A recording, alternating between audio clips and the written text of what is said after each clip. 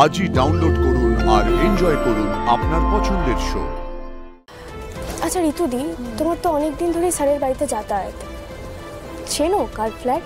মানে সাহেবদা কার কাছে আসতে পারে, কোনো আইডিয়া? না, আমিও তো প্রথমবার এলাম এই ফ্ল্যাটে। হ্যাঁ বাপ্পা বলো। হ্যাঁ বৌদি, সায়ক এসেছিল। দাদার দুটো শোয়ের অ্যাডভান্স 6 লাখ টাকা আমার কাছ থেকে নিয়ে চলে গেল ক্যাশ। কি বলছো? এই কিসে এসেছিল? বাইকে। বাইকে? এই রে, আমি তো বাড়ি থেকে বেরিয়ে ওর পিছু করতে করতে পাখি ফুরুত হয়ে যাবে। শোনো না, তোমাকে না একটা কাজ করে দিতে হবে। হ্যাঁ বলো না, বলো। তোমার বাইক আছে? না, বাইক নেই, স্কুটি আছে। আরে তুমি স্কুটিতেও হবে, তুমি চট করে স্কুটি নিয়ে বেরিয়ে পড়ো আর ওকে ফলো করো কোথায় টাকা নিয়ে যাচ্ছে। ও বৌদি, বলছি এইসব ঝামেলা আমাকে কেন জড়াচ্ছ? তোমাদের ফ্যামিলি ম্যাটারে আমার জড়ানোটা কি ঠিক হবে? আর তাছাড়া আমার এই অফিসটা ছেড়ে আমি কি করে বেরোবো? আমাকে ছেড়ে দাও। এই, তুমি যাবে না? দাদাকে বলবো? সত্যি দাদাকে ভাঙিয়ে খাচ্ছ, সংসার চালাচ্ছ, আর এদিকে দাদাকে একজন ঠকিয়ে নিচ্ছে, তোমার বিবেকে লাগছে না? দাঁড়াও বলছি। হ্যাঁ গো, শুনছো? ঠিক আছে যাচ্ছি। গুড, যাও তাড়াতাড়ি। সায়কদা, এবার তোমার খেলা শেষ। ঋতুদিকে জানাতে হবে।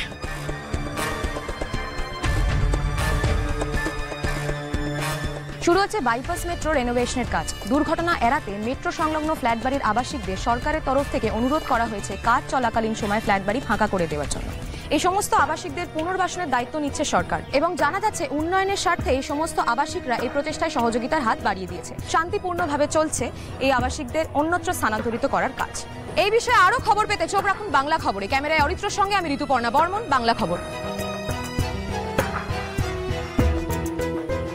হ্যাঁ আরশি, বলো, এনি আপডেট? আরে বড় আপডেট আছে ঋতুদি, মাছের টোপ গিলে নিয়েছে। শোনো, আমি তোমাকে নিতে আসছি। হ্যাঁ, তোমার লাইভ লোকেশনটা একটু পাঠাও। আর শোনো না, প্লিজ কোনো কাজ রেখো না, বোনটাকে এইটুকু হেল্প করে দাও, প্লিজ প্লিজ প্লিজ। এই আরশি, তোমাকে এত আমার এক্সপ্লেনেশন দিতে হবে না, আমি তোমাকে লোকেশন সেন্ড করছি, তুমি আসো। না okay, thank you thank you thank you.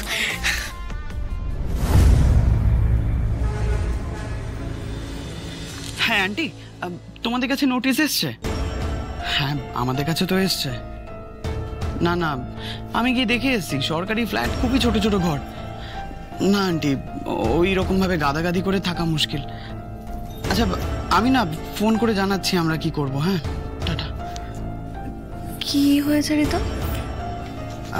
এখানে মেট্রো রেনোভেশনের কাজ চলবে, আর যতদিন না কাজ শেষ হচ্ছে আমাদের অন্য কোথাও গিয়ে থাকতে হবে। এই তো নোটিশ এসেছে, দেখো। এমা, এরকম দুম করে আমরা কোথায় গিয়ে থাকবো, কোথায় যাব? বড় মামা মাকে ফোন করেছিল, ওরা তো সবটা খবরে দেখেছে। বড় মামা মাকে খুব ইনসিস্ট করছিল যাতে আমরা মামার বাড়িতে গিয়ে থাকি। বড় মামা মানে আরশির শ্বশুর বাড়ি? আমরা ওখানে গিয়ে থাকবো রে? তো আমি বুঝতে পারছি কাকুই, আমি সবটা বুঝতে পারছি কাকুই। আমিও তো গিয়ে থাকতে চাই না ও বাড়িতে, কিন্তু কিন্তু মা বলল যে বড় মামারা খুব মনক্ষুণ্ণ হয়েছে আমাদের এরকম দুম করে বিয়ে করাটা, মেনে নিতে পারেনি। আর তারপর এত পিড়াপিড়ির পর যদি আমরা ওই বাড়িতে না যাই, তাহলে বড় মামারা ধরেই নেবে যে আমি ওদের সাথে কোনো রিলেশন রাখতে চাই না। কাকুই কাকুই শোনো না, কয়েকটা দিনেরই তো ব্যাপার, একটু অ্যাডজাস্ট করে নাও না। কি বলছো রিতম? সেরকম কোনো ব্যাপার না। দেখো, মা বাবা যেটা বোঝে সেটা করো, ঠিক আছে?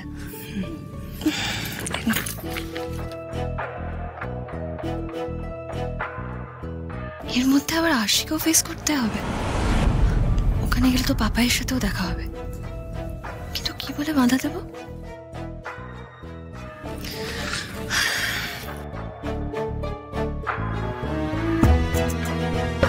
বলছি বটে তোমায় অ্যাডজাস্ট করে নিতে, কিন্তু ও বাড়িতে গিয়ে থাকলে তোমার চেয়ে অনেক বেশি সমস্যা আমার হবে কাকুই। ওখানে যাওয়া মানে 5টা লোকের 5টা প্রশ্ন করবে। ওখানে বউয়ের সাথে কি করছি না করছি সবটা নজরবন্দি হবে। সবচেয়ে চিন্তার বিষয় ওখানে আরশি আছে, ওর চোখ এড়িয়ে দুখানা রিলেশন মেনটেন করা আমার জন্য খুব চাপ হবে। কিন্তু ব্যাপারটা কাটানোরও তো রাস্তা পাচ্ছি না। মা এত চাপ দিচ্ছে, কি যে করি। হ্যাঁ হ্যালো, হ্যাঁ ওই অটো থেকে নেমে রাস্তা ক্রস করে একটা ডান দিকে টার্ন নিলাম, এখানে একটা মোড় আছে, কোন দিকে যাব? ডান দিক ধরে সোজা? আচ্ছা ঠিক আছে, চলো চলো, আসছি। সোজা তো, ফোনে থাকো, আসছি। হ্যাঁ হ্যাঁ, এদিকে এদিকে এদিকে এদিকে। সাহেবদা কোথায়? কিছুক্ষণ আগে বাইক নিয়ে এই ফ্ল্যাটে এসে ঢুকেছে। এখানেই আছে তো, বেরোয়নি তো? হ্যাঁ, এখানেই আছে। আমি তো আপনাদের জন্য ওয়েট করছিলাম, বেরোয়নি। ঠিক আছে, আচ্ছা একটা কাজ করো, তুমি বেরিয়ে যাও, অফিস ফেলে এসেছো, তুমি যাও, আমরা দেখে নিচ্ছি। আচ্ছা বৌদি, থ্যাংক ইউ বৌদি। বলছি বৌদি, একটা কথা ছিল, আমার উপর আর রাগ করে থাকবেন না, হ্যাঁ? আর দাদাকে একটুখানি বুঝিয়ে বলবেন আমার বিষয়টা, হ্যাঁ? ঠিক আছে ঠিক আছে, তুমি যাও। ঠিক আছে, আমি আসি। হ্যাঁ,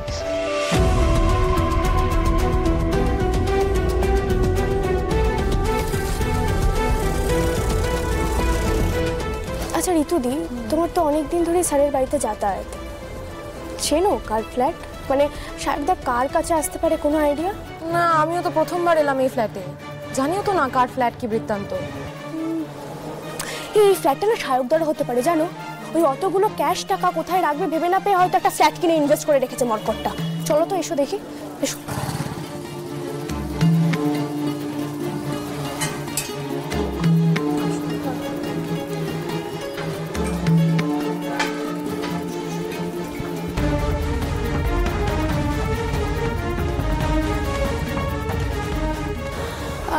সায়ক চ্যাটার্জির ফ্ল্যাটে যাব, একটু ফ্ল্যাট নাম্বারটা বলবেন? গেস্ট? হ্যাঁ গেস্ট গেস্ট। দাঁড়ান, আমি ওনাকে ফোন করে জিজ্ঞাসা করে দিচ্ছি। না দাদা, প্রেস থেকে কাউকে ফোন করতে হবে না, করলেই বিপদ। আপনি ভালোই ভালোই বলুন তো ফ্ল্যাট নাম্বারটা কত? 3rd floor, flat number 8C। Lift থেকে নেমে আপনারা বাঁ দিকে চলে যাবেন, একেবারে ব্যাক সাইডে। আচ্ছা, একটা কথা বলুন দাদা, এই ফ্ল্যাটের ওনার কি সায়ক চ্যাটার্জি? হ্যাঁ, তাই তো জানি। আচ্ছা ঠিক আছে, আমরা একটু পরে আসছি। হ্যাঁ ঋতুদি,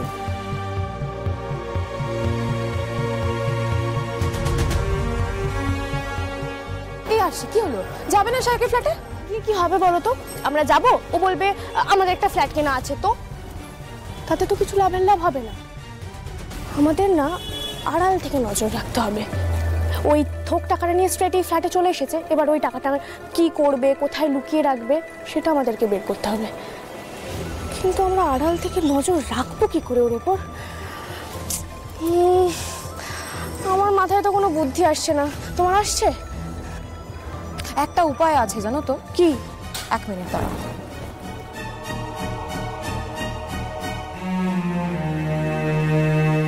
হ্যাঁ অরিত্র, তোকে একটা লোকেশন পাঠাচ্ছি, চট করে আমাদের ড্রোনটা নিয়ে চলে আয় তো। ঠিক আছে। ড্রোন? ড্রোন